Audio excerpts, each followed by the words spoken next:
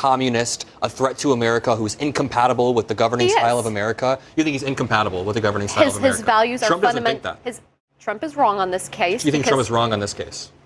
Zohran Mamdani's principles are fundamentally hostile to the founding principles. What makes this segment fascinating isn't just the meeting between Trump and Zohran Mamdani. It's how quickly political narratives can flip when power demands it. For months, right-wing commentators painted Mamdani as a radical threat, a communist, even a jihadist. Then suddenly, Trump praises him, calls the meeting an honor, poses for photos. It reveals something many refuse to say plainly. Ideology bends when influence enters the room. Trump has never been loyal to doctrine, only to what benefits him. And that's why the MAGA ecosystem looks shaken here. The talking points continue, sure, but weakened by contradiction. Yet the political machine keeps moving, still calling Democrats communists, still pushing fear when policy arguments fall short. The real story isn't the handshake, it's the panic of a narrative collapsing in real time. Before we dive into the full story, don't forget to like and subscribe so you don't miss the next one. Now, all that in mind, let's walk through the clips to the show, and along the way I will break down not just what was said, but what was really going on in the next studio. Now let's get into it.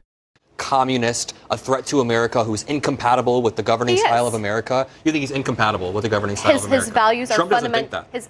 Trump is wrong on this case. You think Trump is wrong on this case? Zohran Mamdani's principles are fundamentally hostile to the founding principles. A surreal love fest between Donald Trump and the next mayor of New York. Zohran Mamdani visiting the White House today in a meeting that had to be seen to be believed.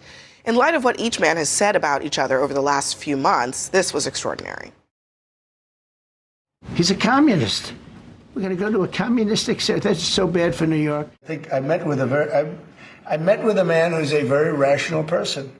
I met with a man who really wants to see New York be great again. If there is any way to terrify a despot, it is by dismantling the very conditions that allowed him to accumulate power. I've been called much worse than a despot, so it's not that insulting.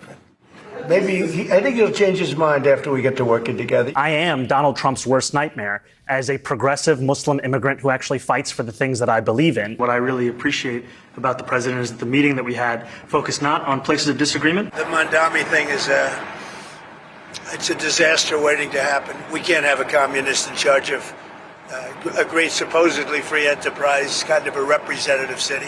Would you feel comfortable living in New York City under a Mamdani administration? Yeah, I would. I really would, especially after the meeting. Our city is under attack by an authoritarian Trump administration. Are you affirming that you think President Trump is a fascist? I've spoken about... That's okay. You can just say yes. Okay. It's easier.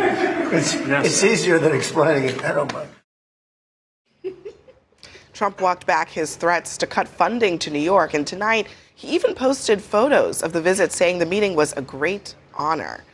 Errol, what's going on? I mean, Zohran Mamdani won because he was opposed to Trump. Well, how's this going to play? The city of New York won because there was a non-zero chance that there would be National Guard troops and chaos in the streets, even before the inauguration of Mamdani. So it's great that that's not necessarily going to happen, or at least it's not going to happen imminently. I think, look, there are a couple of things that are going on. One is that Mamdani came the way you're supposed to come to Donald Trump. You come with strength, and you come with some kind of notoriety, with some popularity. So he didn't just win the election. He won in a way that nobody's ever seen before. He went from 1% in the polls to winning the Democratic primary in about 6 months. He's got a certain amount of celebrity. President Trump noted that there were more press there, international press included, than for some heads of state. That gets the attention of somebody like a Donald Trump. And I guess finally, look, it is part of the Trump story. The Trump family fortune came from working with mayors and local officials in New York. And I think it's just kind of hardwired into him that being friendly with the mayor of New York can be a very lucrative proposition. He said he used to want that job.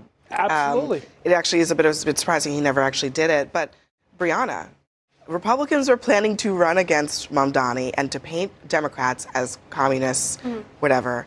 Now that seems to be completely out the window. How do you even do that? I think Republicans should still stick with that strategy. Okay. I have very mixed feelings on today. I think the president, to your point, did what an executive would do, whether you like Mamdani or not, he is running the largest city in America. You are going to have some kind of conversation with him. And it's nice that they had a cordial conversation today. I don't discount that. I also think that Donald Trump is kind of setting the stage here. He's leaving a line of communication open so that when Mamdani actually does take office and starts implementing policies, there could be communication where Donald Trump says, hey, I don't think you should do that, or we're going to have problems.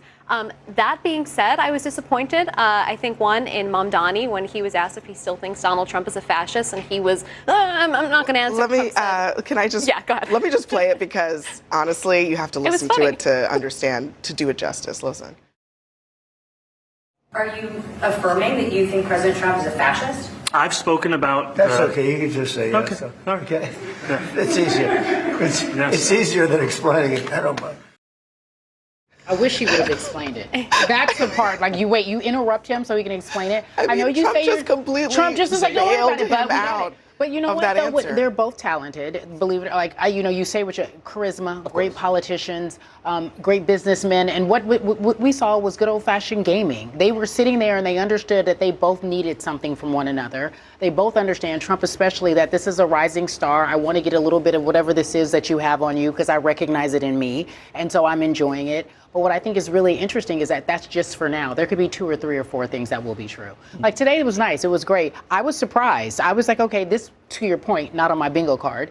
But I was surprised to see how well they got along. But it makes sense because while they're on 2 different sides of the spectrum, there's a lot that they have in common. Well, okay, so I agree. They're both extremely charming. I wasn't surprised, actually, by this. I didn't think either one of them were going to go in there trying to say, I'm the bigger man, even though we know that obviously the president is just because of his position. I thought Trump was definitely going to do that. I didn't, because Donald Trump is the same kind of man who has made it clear he's willing to meet with anybody. And I think actually today is going to be problematic for Democrats because Mamdani did what Chuck Schumer and Hakeem Jeffries are not willing to do, and that is to sit down with the president and try to find some kind of common ground here. Or be complimentary. I've heard that talking or just be point. cordial. I have heard that talking point, but I'm not sure I buy it. Yeah, I do. Because at the end of the day, you know, the biggest weapon facing what Republicans are facing next year, which is going to be a really tough re-election for members in the House and the Senate, the economy being what it is, Trump's policies being as popular as they are, the biggest thing that they had that they could potentially run on is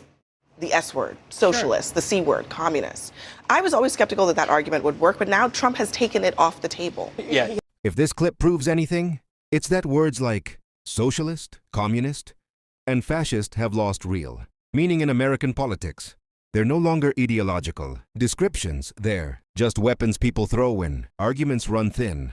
We watched pundits insist Mamdani is dangerous while Trump sat smiling beside him. We saw panelists who spent weeks fear-mongering, suddenly forced to explain why their villain is now treated like a partner, and that confusion says more than any speech could. Abby Phillip was right. Most voters don't care about labels anymore. They care whether leaders deliver results. They care about housing, safety, wages, stability. A slur doesn't fill a fridge. A buzzword doesn't pay rent. So when Trump embraces the man his own echo chamber calls a threat, it exposes a truth. Maybe the fear was never about ideology. Maybe it was just politics dressed as panic. Saw Donald Trump essentially undermining the MAGA media ecosystem in real time. For the past few months, they've called Zohran Mamdani a jihadist, communist, a threat to America who's incompatible with the governing style of America. You think he's incompatible with the governing style of America? His values are fundamental. Trump doesn't think that. Trump is wrong on this case. You think Trump is wrong on this case? Zohran Mamdani's principles are fundamentally hostile to the founding Which principles. ones? His idea that we should confiscate property. John Locke, the founders, they were very clear that property rights Has he ever talked to founding. He's never said anything about confiscation. He said he wants to take luxury moderated 2 debates condos. that have interviewed him half a dozen times. Then you would know that he said that. There's no confiscation. Hey, maybe then you would know a that he said that he said Can I just say, luxury condos this should is a be perfect, taken if they're not in use? This is a perfect example. The MAGA media ecosystem has made Zohran seem like this extreme jihadist. And listen, some of his ideas the are legislation outside the he's supporting in the spectrum. council will force property owners before they can sell it on the public market it's called to right sell of it. Why didn't Trump confront him about that the the other day? Why didn't Trump confront him about it? Why was Trump? He said it was his honor. Maybe he did. Yeah. Well, you know what Trump said? Trump said that we both agree on increasing the supply of housing, and that's going to. I'll tell you why it hasn't taken the socialism issue off the ballot, because Zohran Mamdani's own party is facing a challenge. Because not just is Hakeem Jeffries facing a challenge from a socialist, but you have Jerry Nadler retiring and socialists running for that seat. You have Dan Goldman facing a socialist challenger. You have Grace Meng facing a socialist challenger. All these members of the House, there's probably 4 or 5 of them, are facing socialist challenges. Although, Well, I guess we should know that Mamdani has explicitly come out against a challenger. And this is why I give him Hakeem credit. Jeffries. This is why I give him credit, because he has the most to lose. He spent last night basically telling his own DSA members not to support a socialist against an establishment Democrat. Yeah. Now today he's out there, chumming around with Donald Trump. He has a lot to lose on this, and I give him credit for doing the right thing. Let me ask you real quick on Lee Stefanik. She had a response to all of this. She says, we all want New York City to succeed, but we'll have to agree to disagree on this one. If he walks like a jihadist, if he talks like a jihadist, if he campaigns like a jihadist, if he supports jihadists, he's a jihadist. And he is Kathy Hochul's jihadist. If you're Lee Stefanik tonight, how do you feel? Because I'm not sure that works I don't think, anymore. no matter what, she ain't going to take her foot off the gas. I mean, she's going to go after him. She uses the term jihadist, but if you hang out with Hassan Piker, if you hang out with people that deny 9/11 was the responsibility of Islamic terrorism, you hang out with people like that, you're going to get that criticism. That's going to be her issue. That's what she's going to push in the campaign, and I don't think she's going to take her foot off the gas one bit. Errol, why do you think Mamdani made this pivot? In a way, I mean, it is somewhat.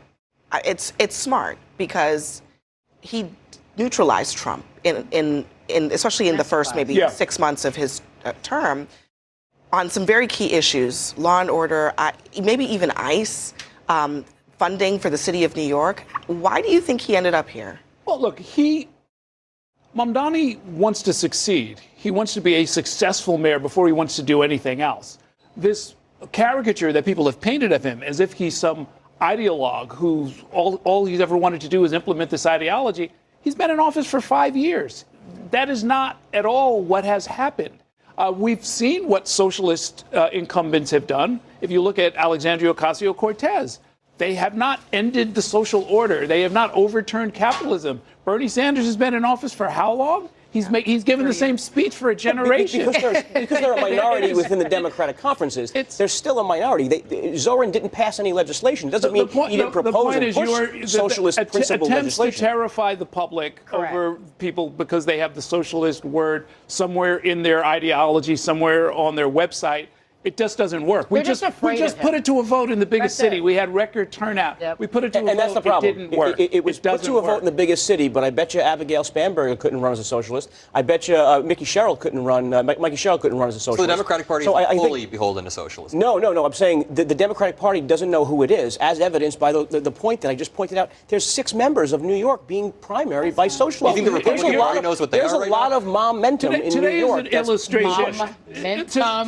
Today is an illustration of what I think is really going on, which is that people don't fear socialism as much as they fear what will happen if this demon that they've created actually succeeds, actually gets along with the president, actually keeps the streets clean and I'm safe. afraid of socialism, and I want him to succeed. And runs the schools the way they should be run. I continue to say voters do not care about these words, okay? Yeah, they don't like, know what they in one ear, mean. now They that- don't care about them. They want to know what you're going to do for them. This discussion marks a rare moment where spin collided with reality on live television. Adam Mockler calmly dismantled the MAGA framing, pointing out that Mamdani has never proposed confiscation, never threatened capitalism, never matched the caricature built around him.